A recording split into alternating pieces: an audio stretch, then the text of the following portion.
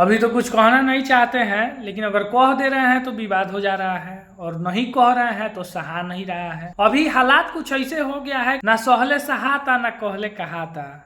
ये स्थिति अभी कुछ हमारे साथ हो गई है। जो हमारे यहाँ के युवा हैं, हमारे यहाँ के ही नहीं सब जगह के, वो मिनट मिनट पे फेसबुक पे अपडेट दे रहे हैं, वीडियो दे रहे हैं कि इजराइल ने इसको मार दिया तो उसने इसको मार दिया, हवाई हमले इसका भी फल हुआ तो हवाई हमला उसका भी फल हुआ। लेकिन उसी लड़के का बापूजी दिन रात इंदिरा आवास के पैसा खतरा दौड़ रहे हैं, इसका अपडेट वो नहीं दे रहा है।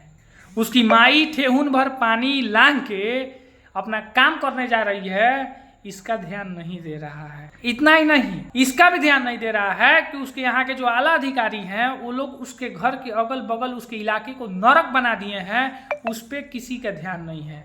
लेकिन कौन कौना देश पे हमला किया, इस पे लोग आसानी से आवाज उठा रहा है, जबकि उस आवाज उठाने से कोई फायदा नहीं है, कोई मतलब ही नहीं बनता है उसका। उस पे आप अगर आवाज उठा रहे हैं तो आपका कुछ नहीं होगा, लेकिन आप अपने शहर के, अपने मोहल्ले के समस्याओं पे आवाज उठा रहे हैं तो उस पर बहुत कुछ हो सकता है। तो एक काम कोई नहीं कर रहा है, और फिर ये लोग कल को खोजेंगे जब वोट के टाइम, जब प्रतिनिधि आपके दरवाजे पे आएंगे तो पूछेंगे कि आपने क्या किया है, और किया क्या है। 500 रुपये जैसे प्रतिनिधि थमाएगा, टन से सब काम भुला जाएगा, जाके वोटवा फिर उसी को देंगे। अभी हाल ऐसा हो गया है हमारे यहाँ के, अगर कोई भी प्रतिनिधि जीत रहा है तो वह केवल अपने गाँव का विकास कर रहा है।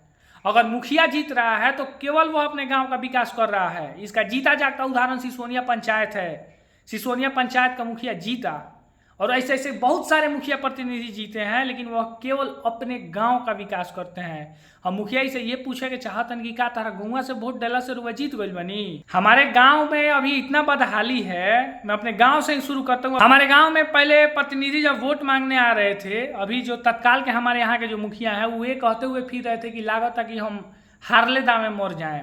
रो के गा के वोट लेके चले गए, अपने गाँव का विकास वो धड़ल्ले से कर रहे हैं, इसमें निसंदेह। लेकिन हमारे गांव में हमको लग रहा है, जब हम चड्डी में घूमते थे ना, जब चड्डी में हाफ पैंट में हम घूमते थे तब का सड़क बना हुआ है। और सड़क की सबसे बड़ी खूबी ये है कि जिस फ्लो में वहां का मिट्टी है ना, वैसे ही उसको ढाल दिया गया है। बस मिट्टी के ऊपर सीमेंट और गिट्टी से ढकने का काम किया गया है, जिसपे सीमेंट उड़ गया है और बची है केवल गिट्टी। मुखिया जी से मैं यही निवेदन करूंगा कि एक बर्तन उजारका कुर्तवा पैजामा पहन के तो सुकुल टोला के गाँव में नहरिया पार करके आप घुस जाइएगा।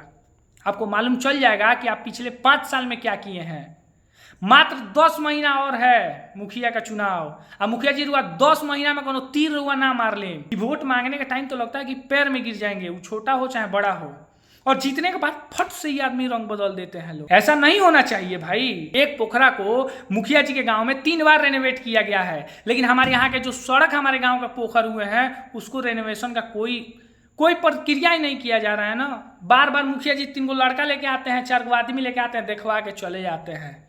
4 साल 2 महीना बीत गया है, मात्र 10 महीना मुखिया का इलेक्शन है। 10 महीने में आप कौन तीर मार लीजिएगा, कामना मुंह से आप वोट मांगने आइएगा। हमारे यहाँ इतना तक कि जो हमारी कुआं है उसकी हाइट नीचे हो गई है, बच्चे उसमें गिर सकते हैं। सड़क के बराबर कुआं हो गया है। ईंट गिरा था, ईंट गिरा हुआ ईंट ये लोग उठा के लेके चले जा रहे हैं।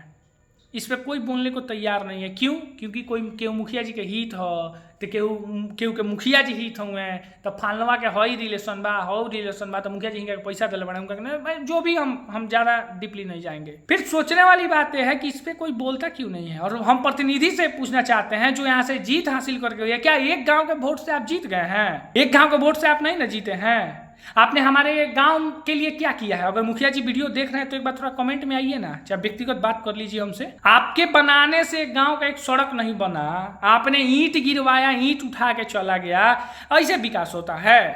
एक बार बारिश हो रही है तो हमारा गांव समुंदर बन जा रहा है। जब हम लोग को नदिये में रहना था तो फिर आप मुखिया में आप आए कहें हमारे यहाँ वोट मांगने? अभी तो हमारे यहाँ का जो भी बुद्धिजीवी वर्ग के लोग है वो लोग तो आपका इंतजार कर रहे हैं। उजला कुर्ता पैजामा पहन के घूमने से विकास नहीं होता है, काम करने से विकास होता है। और उम्मीद है कि इतना कुछ देखने के बाद में थोड़ा सा शर्म लिहाज अगर हमें किसी भी प्रतिनिधि का होगा ना तो इसके अगेंस्ट में आप लोग आवाज़ उठाइएगा। और जो प्रतिनिधि हमें देख रहे हैं जरा एक बार इसके बारे में सोचिएगा। अभी ऐसा हाल हो गया कि जिस गांव का मुखिया जीत रहा है वो केवल अपने गांव का कर रहा है और अपने बैंक बैलेंस कर रहा है, उसके अलावा बाकी के गांव से कोई मतलब ही नहीं है। देखिए ऐसा नहीं होना चाहिए, और अगर थोड़ी सी भी शर्म लज्जा हो तो इस पे आप लोग एक बार ध्यान दीजिएगा और अब 10 महीना में का ही कर लीजिएगा, लेकिन एक बार कोशिश कीजिएगा। बाकी यहाँ तक देखिए, इसके लिए बहुत सारा धन्यवाद।